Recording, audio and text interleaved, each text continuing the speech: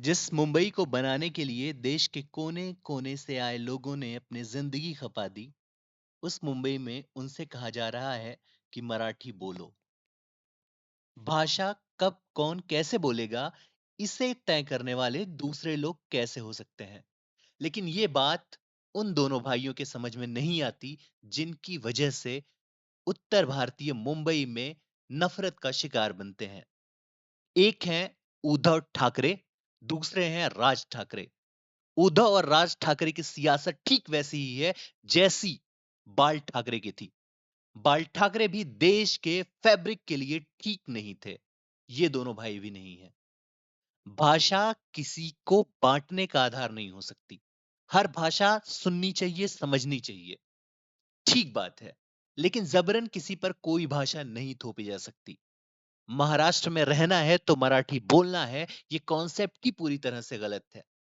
और इससे सही ठहराने की कोशिश में ठाकरे के दो लाल आ गए हैं।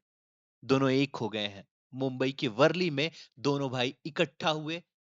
20 साल से दोनों भाषा के मुद्दे पर, पारिवारिक मुद्दे पर अलग अलग रुख रखते हुए फिर से एक हो गए हैं। राज ठाकरे और बाल ठाकरे दोनों एक दूसरे के सियासी दुश्मन हैं। राज ठाकरे अपनी नीतियों की वजह से हमेशा हाशिए पर रहे और बाल ठाकरे अपने पिता का नाम पा गए। वजह यह था कि बाल ठाकरे के भतीजे राज ठाकरे थे। बाल ठाकरे के बेटे थे उद्धव ठाकरे। उन्होंने भतीजे की जगह बेटे को ज्यादा तरजीह दी। बेटे की जो राजनीति है, बहुत वक्त तक साफ सुथरी थी। लेकिन भतीजे की राजनीति बाल ठाकरे की तरह ही बहुत खराब थी। बाल ठाकरे गए। साल 2000 के दशक की बात है। हाशिए पर गए राज ठाकरे ने एक नई पार्टी बनाई, महाराष्ट्र नवनिर्माण सेना। इस महाराष्ट्र नवनिर्माण सेना ने महाराष्ट्र को बनाया नहीं, बिगाड़ा है। उत्तर भारतीयों के मन में दहशत भरी है। और यही बाल ठाकरे के राजनीतिक वारिस उद्धव ठाकरे ने अपनी राजनीति बदली। दोबारा फिर उसी राजनीति पे जा रहे हैं जो उनके पिता ने की थी, उत्तर भारतीयों के खिलाफ। बाल ठाकरे के बहुत सारे समर्थक होंगे, लोग उन्हें हिंदू हृदय सम्राट कहते होंगे। लेकिन क्या यह सच है? किसी भी देश के बेसिक फैब्रिक को तोड़ दिया जाए, भाषाई आधार पर लोगों को बांटा जाए, लुंगी पहनने वालों का विरोध किया जाए, उत्तर भारतीयों को, केरल को, तमिलनाडु को देश के मुख्य धारा से काटने की बात की जाए, ये कहां से जायज है? और इस काम में बहुत बखूबी माहिर हैं महाराष्ट्र के ये दो लाल। ये एक हो गए हैं और इनका कहना है कि महाराष्ट्र में रहना है तो मराठी बोलनी ही होगी। हिंदी से इन्हें इतना चिढ़ है तो हिंदी बोलने वाले लोगों को वहां से निकाल क्यों नहीं देते?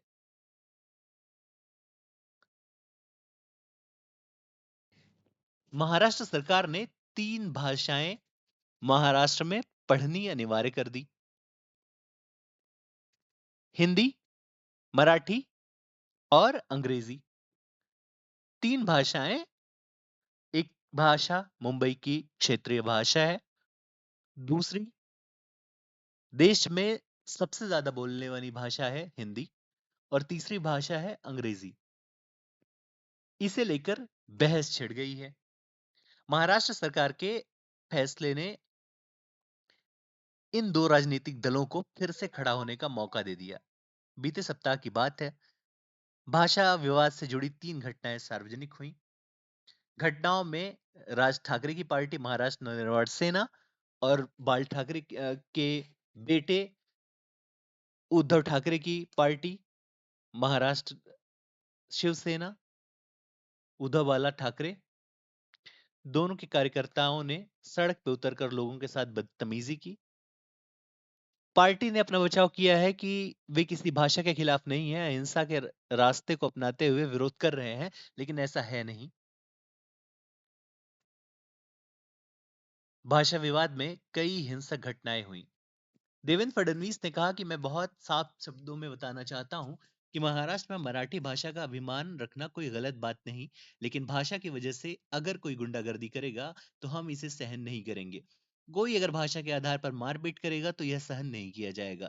भारत की किसी भी भाषा के साथ इस तरह का अन्याय नहीं किया जा सकता।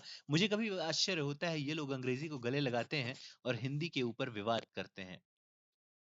हैरान करने वाली बात है जो भाषा देवेंद्र फडणवीस ने बोली है, इसके खिलाफ जो राज ठाकरे ने कहा है वो बर्दाश्त करने लायक नहीं है। भयानक बर्दाश्त करने लायक नहीं है। कायदन राज ठाकरे को जेल होना चाहिए, क्योंकि राज ठाकरे की सियासत इस लायक नहीं है कि उन्हें देश में आजाद घूमने दिया जाए। उन्होंने कहा कि थप्पड़ मारना भी ठीक है। उन्होंने कहा कि अगर भाषा के लिए लड़ना गुंडागर्दी है तो हम गुंडागर्दी करेंगे।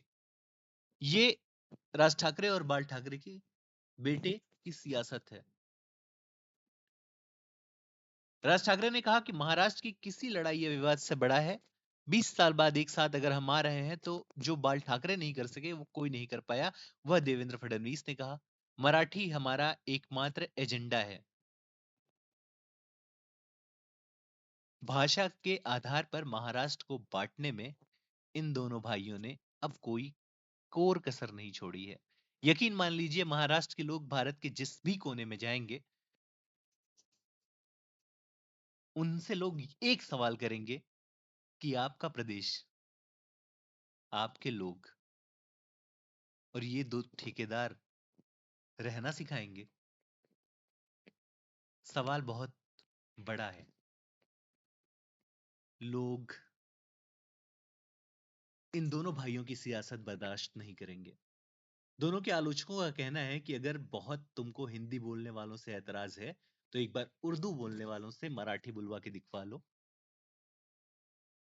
महाराष्ट्र में ही एक नेता है जो महाराष्ट्र सरकार में मंत्री भी हैं, नितेश राणे। उन्होंने कहा कि आमिर खान, जावेद अख्तर, शाहरुख खान तो मराठी नहीं बोलते हैं, महाराष्ट्र में रह रहे हैं, हिंदी बोलते हैं, उर्दू बोलते हैं, उनसे एक बार मराठी बुलवा लो, पता चल जाएगा। असल में भाषा को लेकर सारी जंग ना गरीबी और अमीरी की है। ये दोनों भाई गरीबों को सताना चाहते हैं, अमीरों से इनकी फटती है, और ये इस काबिल नहीं है कि इन्हें महाराष्ट्र की सियासत में रहने दिया जाए। कायदे से शिवसेना, उद्धव ठाकरे, राज ठाकरे, महाराष्ट्र नवनिर्माण सेना, इन सब संगठनों पर बैन लगना चाहिए, क्योंकि ये संगठन इस काबिल नहीं है कि इस देश की संवैधानिक परंपराओं को समझ सकें,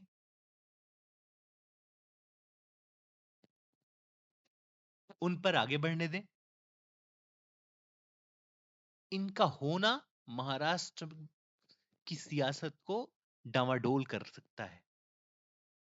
ऐसी पार्टियों का अस्तित्व नहीं होना चाहिए। इन पार्टियों पर बैन लगना चाहिए। देवेंद्र फडणवीस जी वहां के मुख्यमंत्री हैं, एकनाथ शिंदे जी मुख्यमंत्री, उप मुख्यमंत्री हैं, अजित पवार उप मुख्यमंत्री हैं। इन्हें देश की दुहाई है कि इन दोनों भाइयों को जेल में ठूसें। महाराष्ट्र में गुंडागर्दी 90 के दशक में होती थी, अगर वो दौर वापस आया तो उसकी प्रतिक्रिया बाकी मराठियों पर भी होगी, और ये देश को बांटने वाला होगा, विभाजनकारी होगा देश के लिए। अगर ये नहीं सुधरता है तो फिर देश का भविष्य बहुत संदेहास्पद है। भाषा के आधार पर यह भेदभाव कभी नहीं होना चाहिए, क्योंकि महाराष्ट्र को गढ़ने में गैर मराठी भाषाई लोगों का योगदान है। महाराष्ट्र के लोगों ने ही सिर्फ नई महाराष्ट्र को सुधारा है, संवारा है। यूपी बिहार के कोने कोने से गए लोगों ने महाराष्ट्र को भाषा दी है, जान दी है, श्रम किया है। तो उन्हें अगर मराठी बोलने ना आए तो इसके लिए तीसरे दर्जे का नागरिक समझा जाए। ये महाराष्ट्र है और महाराष्ट्र में ऐसा होना चाहिए नहीं।